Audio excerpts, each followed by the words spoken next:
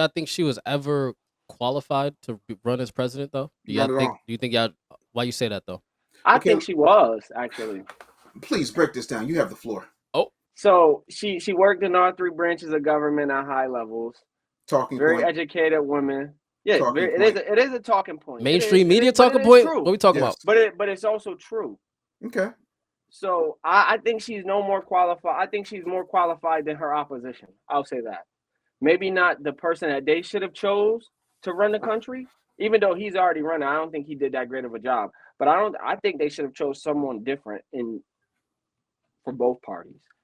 But I think she's more qualified than Trump. I think Trump just ran a hell of a better campaign. Uh, Hell of a lot better. are you done? Yeah, go ahead. Okay, cool. So a few things. I'm gonna work bottom up as opposed to top down, right? Yeah. So from the bottom up, every last position she had, she was either appointed to or she was elected in a extremely liberal area. She's never had to take on any serious competition. And when she did, she came in 13th place. Donald Trump as a write-in the Democratic primary. You heard what I said. Donald J. Trump as a write-in the Democratic primary came in 7th place. She came in 13th. She didn't even make it to Iowa. She was appointed vice president because they didn't really want a real one in there, right? So she got appointed to damn near every position. And then there's an argument to be made about the fact that because of her relationship with Willie Brown, one of a sexual one of an adulterous one, that she got into politics in the first place. And Willie Brown proudly talks about how he put her in position.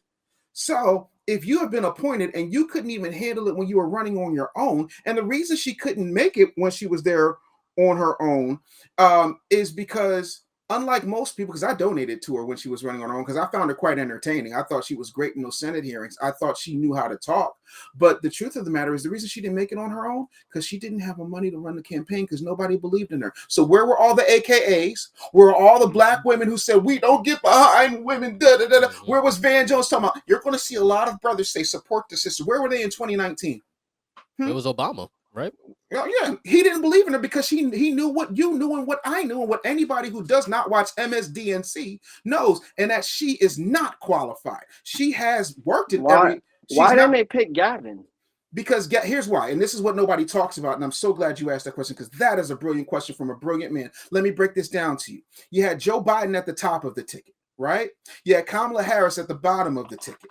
When you have funds held up that were supposed to be for a Biden-Harris campaign, if Harris ain't on them, those funds can automatically revert. It's almost like missing a GoFundMe, or missing a Kickstarter. You got to have somebody on that ticket.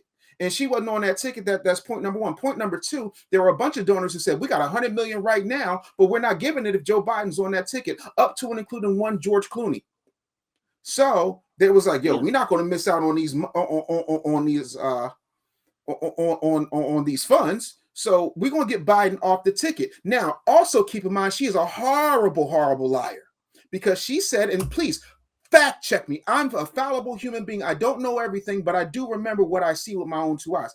Fact check me on this. She said many times in front of the press corps, oh no, I've seen Joe run circles in the Situation Room. I've seen him outthink his staff. He's sharp as he's ever been. I have no problem running behind Joe Biden. Well, do you think you need to step up if Joe Biden's found incompetent? Well, that's never going to happen. I would, but there's no need for that because Joe Biden's as sharp as he's ever been. Then Trump beat the brakes off of him. Because this man got up there and said, hey, I beat Medicare. But here's the thing. Everybody knew he had cognitive issues in 2020 when he was running, and they kept him in the basement and said it was COVID that was keeping him in the basement. Trump was doing rallies everywhere. On that debate stage. That was. And you know what they did on Fox? He said the wrong name like 10 times. You know what they did on Fox when Brett asked her? She said Donald Trump is incoherent or whatever. That he said, well, when did you know that about Joe Biden? And she didn't have nothing to say. But they ran a whole campaign calling Donald Trump incoherent. Whatever they were trying to say, whatever they would, you know that word that they were throwing around. I think it was just a whole bunch of missteps. They like to say, well, why people connect with Trump. I don't think it was so much as people connecting with Trump that people just did not connect with the Harris campaign. At all. That people don't feel like we'll get into that, but you think that Trump just I'm a connected black. with the people better, or I'm a black man. I'm 26. The things I saw from the Harris campaign, who I did vote for, I just know what 4 years of Trump felt like. So I'm like, nah, I'm not doing that. But the first 2 years or the second two?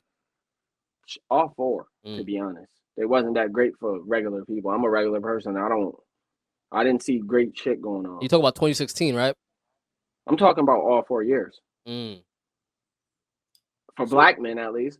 I don't know about But all them other Javon, people. you know that majority of you know who holds the most black killings? Obama. Obama holds Yes. the most black shootings, bro. Trump got one, and that's George Floyd. Oh, I remember as far back that I can remember with the Obamas, And he dropped the most probably bombs. Trayvon. Was probably the first Trayvon, one. he had about And then 5, it went 6, on. 7, It was 8. like a run after that. After Trayvon, it kind of spiraled out of control. So yeah, I think it was more so to just the climate of the country. You know, we was just going into college at that time, so we Yep. was young still. And the climate to the college campuses that I was on, it was kind of out of control. White people got a little too bold when he got into office. They felt like it was safe to be their natural selves. Mm. You got to kind of quiet that down. So it wasn't I really. think cops always did what It they was was gonna do. more just a sense of racial tension. Yeah, I think with the police thing, the police always do what they want to do. Hmm. That's nothing new. They've been shooting and killing black men since they were founded. Mm. I mean, I don't know, bro. And I've been a person that's been pulled over before. I've never really had, and I always talk about, like, auntie and my family is fully Democrat. When the whole 2020 situation happened, the George Floyd thing happened, a lot of conservatives got on my ear about, like, the gun to the pregnant woman's belly thing and all that kind of stuff. And then there's some experts who try to say, well, he didn't really kill him with his knee. They try to say he overdosed. I don't really know what happened, but they try to say some experts, like, the way his knee was on him, he couldn't have really choked to death. They couldn't have really actually did that. And what's his name? Chauvin ended up going to jail. Sure. I just feel like that thing right there.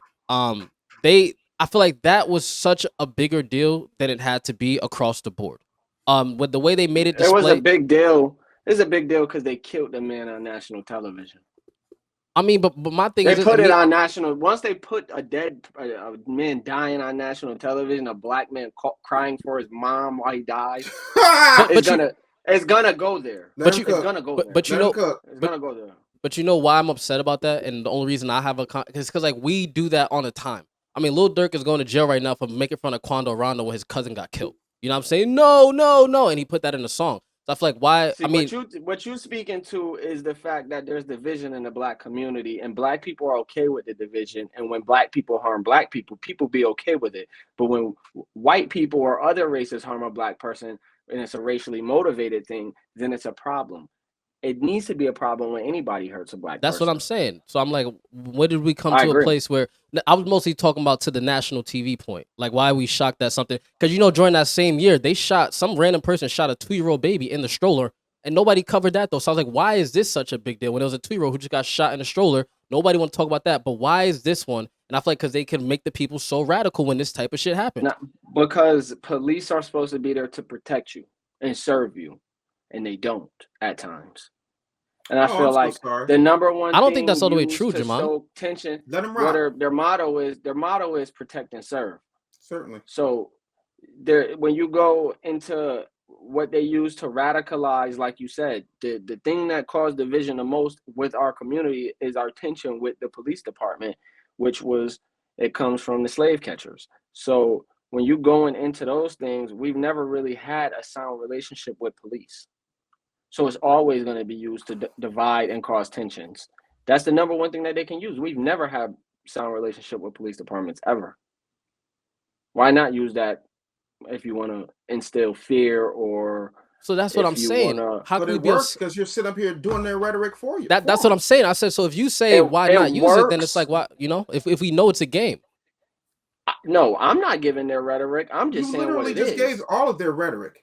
Because here's the truth, and here's why. There were more police killings under Obama than there ever were under Trump. That's point number one. True. Point number two, George Floyd never called out for his mama. He was calling out for his girlfriend, whose nickname was Mama. Same. Or difference. no, it's not, because my If he mother has says never. mama, No. Time if he out. says mama, You see mama is how- mom Didn't I to let me. him cook? Did I let him You cook? let Nah, him you cook. did. My apologies. Did I not get this man the respect? You did. You did. My apologies. Even though I got a child his age, I gave this man his respect. Did I not? You did. Okay, cool. There's no one has ever mistaken my wife for my mother, least of all me. That woman's nickname was Mama. She said it. That's who he was crying out for. Fact number 2, and this is the big one that no one wants to talk about. There is so much surveillance footage from the time he went, and I was on the same thing you were on until I saw all of the footage from the trial, from the actual trial, submitted into evidence and documented as fact, right? I saw all the footage. And in that footage, the first thing you see is him coming in there, trying to pass that bill, him leaving the store after getting into a confrontation with the store owner, then him being in the car with his drug dealer, right? The cops pulling up on him. Then they put him in the car. And George Floyd says, no, I can't be in this car. You got to put me on the ground. Then when you look at the angle, because it's amazing how if you're in a car and you're on the passenger side versus the driver's side, the perception is different. When you look at where he was placed and where his knee was placed on him, then you look at the other two autopsies that came out. Yeah, that man had enough drugs in him to kill a horse. Not only did he ask to be put on the ground, not only was he sitting up there doing that, not only that, the girl that he was talking, he wasn't calling for his mama, but that's a real good Ben Crump narrative to get money. Then the other part of that is all you got to do is put out a powder keg. And you know where all that happened? It happened in Minnesota. In Minnesota, where the same person who you said was so qualified said she was going to bail out people who were burning down buildings. Mm-hmm. So when you look at what actually happened, when you read the transcripts, when you understand what happened, did Chauvin act responsibly? Absolutely not. Did those cops sit up there and let him do the most? Absolutely. Was there a lot of culpability to be had in the entire situation, not just the narrative that they painted? Yes, that's like saying with all of this information that we got in one of these, that you think that Rosa Parks just randomly got on a bus one day and randomly just didn't want to get up on her seat. You know, it's deeper than that. You know that she was a second somebody choice before her. Yeah, it was Thank somebody you. before her. Don't start. So when you have this level of information at well over a quarter of a century at this point, young man, you got to start looking at what actually happened, not just the rhetoric they're teaching you. Because if you want to talk about tensions, do you know what happened the day that Obama got inaugurated the first time in 2009? Gun sales went through the roof in rural white communities. You want to talk about racial tension? Ain't nothing more tense than that. But we're not having that conversation. Nobody's having that conversation. Y'all talk about George Floyd, who was absolute reprehensible individual, should not have died in the street, but still a reprehensible individual. And we don't have that same level of vitriol for Sandra Bland, a black woman who got killed by cops in Texas, and no one has opened up a federal investigation on that. We're not talking about the fact that Black Lives Matter raised $90 million plus, and Tamir Rice's mama still ain't got a dime. Trayvon mama and daddy still ain't got a dime. We're talking about a dude who was literally scoring his high. Cops pulled up on him, not only for passing a counterfeit bill, but for literally doing a drug deal in plain sight in broad daylight. And they made him out to be a hero, like he's Medgar Evers, Martin Luther King, or Malcolm X.